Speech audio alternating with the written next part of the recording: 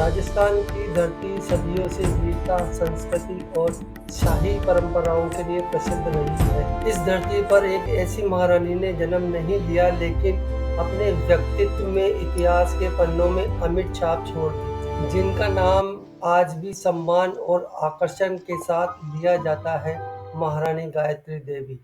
उन्हें दुनिया की सबसे सुंदरी महिलाओं में गिना गया है, लेकिन उनकी पहचान केवल सुंदरता तक सीमित नहीं थी। वे एक कुशल राजनीतिक, शिक्षाविद, समाजसेवी और महिलाओं के अधिकार के लिए आवाज उठाने वाली साहसी महिला थी। उन्होंने राजमहलों की सीमाओं से बाहर निकलकर समाज के लिए काम किया और यह साबित किया कि एक महारानी केवल शान और शौकत का प्रतीक नहीं, बल्कि बदलाव की प्रेरणा भी बन सकती है। महारानी गायत्री देवी एक साधारण राजघराने की महिला से इतिहास की महान हस्ती बना दिया। महारानी गायत्री देवी का जन्म 23 मई 1919 में लंदन में हुआ था। उनका पूरा नाम गायत्री देवी था। वे कुछ बिहार के राज परिवार से संबंधित रखती थी। उनके पिता महाराजा जितेंद्र नारायण भूप बहादुर कुछ बिहार राज्य के राजा थे और उनकी माता इंदिरा देवी बड़ौदा के शाही परिवार से थी। गायत्री देवी बचपन से ही बेहद तेज, आत्मविश्वासी और आधुनिक सोच वाली थी। उनका पालन पोषण शाही वातावरण में हुआ, लेकिन उन्हें केवल परंपराओं तक सीमित नहीं रखा गया। उन्हें दुनिया को समझने और स्वतंत्रता सोचने की शिक्षा दी गई। उनकी प्रारंभिक शिक्षा लंदन और स्विट्जरलैंड में हुई। वे हिंदी, अंग्रेजी और बंगाली समेत कई भाषाएं जानती थी। उन्हें घुड़सवारी, शिकार, पोलो और खेलों का बहुत शौक था। उस समय जब अधिकतर राजघराने की महिलाएं पर्दे में रहती थी, तब गायत्री देवी खुले विचारों के साथ आगे बढ़ रही थी। कहा जाता है कि बचपन में ही महारानी गायत्री देवी पहली बार महाराजा सवाई मान सिंह द्वितीय से मिली थी। उस समय मान सिंह जयपुर के राजा थे और पोलो के बेहतरीन खिलाड़ी माने जाते थे। गायत्री देवी उनके व्यक्तित्व से बेहद प्रभावित हुई। समय के साथ दोनों के बीच मित्रता बढ़ी और यह रिश्ता प्रेम में बदल गया। हालांकि यह विवाह आसान नहीं था। महाराजा मान सिंह पहले से विवाहित थे और जयपुर के शाही परिवार की परंपराएं भी काफी कठोर थी, लेकिन दोनों ने हर कठिनाई का सामना किया। 1940 में गायत्री देवी और महाराजा सवाई मान सिंह द्वितीय का विवाह हुआ और वे जयपुर की महारानी बन गई। जब गायत्री देवी जयपुर आई, तब यहाँ की संस्कृति और परंपराएं बेहद अलग थी। उस समय शाही परिवार की महिलाएं पर्दा प्रथा का पालन करती थी, लेकिन गायत्री देवी ने धीरे धीरे इस व्यवस्था को बदलने की शुरुआत की। उन्होंने महिलाओं को शिक्षा देने के लिए प्रेरित किया।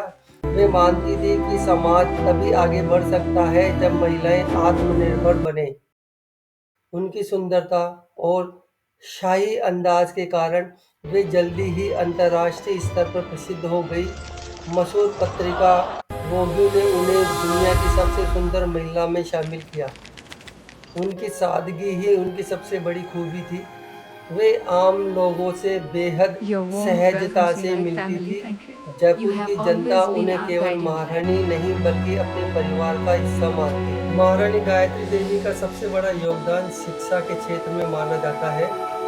उस समय राजस्थान में लड़कियों की शिक्षा को ज्यादा महत्व नहीं दिया जाता था। उन्होंने इस सोच को बदलने का फैसला किया। महारानी गायत्री देवी ने 1943 में एक विद्यालय का निर्माण किया, जिसका नाम महारानी गायत्री देवी गर्ल्स स्कूल रखा। यह स्कूल उस समय लड़कियों की शिक्षा के लिए एक क्रांतिकारी कदम था। शुरुआत में कई पारंपरिक परिवार अपनी बेटियों को स्कूल भेजने में हिचकिचाते थे, लेकिन गायत्री देवी स्वयं घर घर जाकर परिवारों को समझाती थी। धीरे धीरे यह स्कूल देश के सबसे प्रतिष्ठित विद्यालयों में शामिल हो गया। उन्होंने केवल शिक्षा ही नहीं दी, बल्कि लड़कियों को आत्मविश्वास और स्वतंत्रता सोच भी सिखाई गई। भारत की स्वतंत्रता के बाद राजशाही व्यवस्था धीरे धीरे समाप्त होने लगी। ऐसे समय में कई राजघरानों ने राजनीति से दूरी बना ली, लेकिन गायत्री देवी ने जनता की सेवा का रास्ता चुना। उन्होंने स्वतंत्रता पार्टी के साथ राजनीति में प्रवेश किया। 1962 के लोकसभा चुनाव में उन्होंने जयपुर से चुनाव लड़ा। उस समय लोगों का उनके प्रति इतना प्रेम था कि उन्होंने रिकॉर्ड मतों से जीत हासिल की। उनकी जीत को Greenwich book of award record में भी दर्ज किया गया, क्योंकि उस समय यह दुनिया की सबसे बड़ी चुनावी जीतों में से एक थी। वे संसद में जनता की आवाज बनकर उभरी। उन्होंने महिलाओं, शिक्षा और राजस्थान के विकास से जुड़े मुद्दों को मजबूती से उठाया। राजनीति में बढ़ती लोकप्रियता के कारण उनका नाम राष्ट्रीय स्तर पर चर्चा में आने लगा, लेकिन यही लोकप्रियता आगे चलकर उनके लिए कठिनाइयों का कारण बनी। 1975 में जब इंदिरा गांधी ने देश में आपातकाल लगाया, तब कई विपक्षी नेताओं को जेल भेज दिया गया। गायत्री देवी भी इस दौर से बच नहीं सकी। उन्हें तिहाड़ जेल में बंद किया गया। एक महारानी के जेल का जीवन में बेहद कठिन था, लेकिन उन्होंने हर परिस्थिति का साहस से सामना किया। बाद में उन्होंने अपनी आत्मकथा में उस दौर के अनुभव का विस्तार से वर्णन किया। ए प्रिंस रिमेंबर उनकी प्रसिद्ध आत्मकथा है। इस पुस्तक में उन्होंने अपने बचपन, शाही जीवन, राजनीति और जेल के अनुभव को बेहद ईमानदारी से लिखा है। यह किताब दुनिया भर में लोकप्रिय हुई और लोगों ने पहली बार शाही जीवन के पीछे छिपी वास्तविकताओं को जाना। गायत्री देवी ने जयपुर की कला, संस्कृति और विरासत को बचाने में भी महत्वपूर्ण भूमिका निभाई। उन्होंने शाही महलों और ऐतिहासिक धरोहर को संरक्षित रखने का प्रयास भी किया। पर्यटन को बढ़ावा देने में भी उनका बड़ा योगदान था।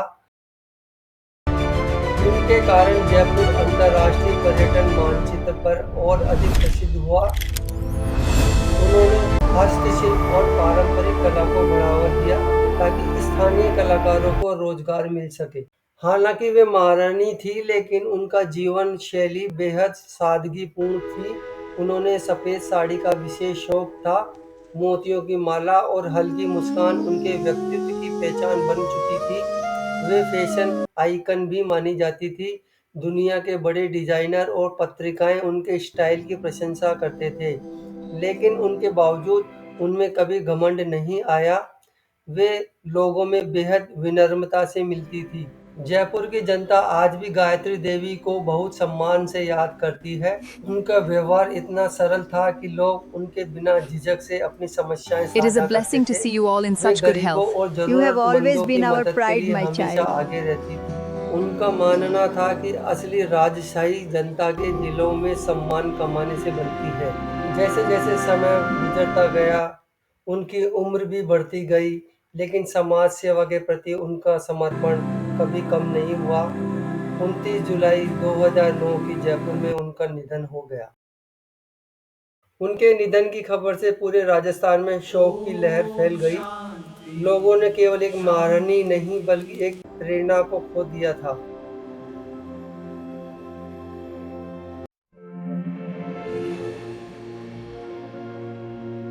आज भी महारानी गायत्री देवी का नाम राजस्थान के इतिहास में स्वर्ण अक्षरों से लिखा जाता है। उन्होंने यह साबित किया कि एक महिला यदि चाहे तो परंपराओं को बदल सकती है, समाज को नई दिशा दे सकती है और लाखों लोगों के जीवन में बदलाव ला सकती है। उनके द्वारा स्थापित स्कूल आज भी हजारों लड़कियों को शिक्षा दे रहा है। उनकी सोच आज भी महिलाओं के लिए प्रेरणा है। महारानी गायत्री देवी केवल जयपुर की महारानी नहीं थी, बल्कि वे आधुनिक भारत की एक ऐसी महिला थी जिन्होंने परंपराओं और आधुनिकता के बीच संतुलन बनाकर दुनिया को नया रास्ता दिखाया। उनकी सुंदरता लोगों को आकर्षित करती थी, लेकिन उनका साहस और व्यक्तित्व लोगों के दिलों को जीत लेता था। गायत्री देवी ने शिक्षा, राजनीति और समाज सेवा के क्षेत्र में जो कार्य किए, वे आज भी प्रेरणा के स्रोत हैं। उनकी कहानी हमें यह सिखाती है कि असली महानता केवल शक्ति या धन से नहीं, बल्कि लोगों के बीच में सकारात्मक बदलाव लाने से होती है। और शायद यही कारण है कि आज भी जब की शाही विरासत की बात होती है, तो सबसे पहले जिस नाम की गूंज सुनाई देती है, वह है महारानी गायत्री देवी।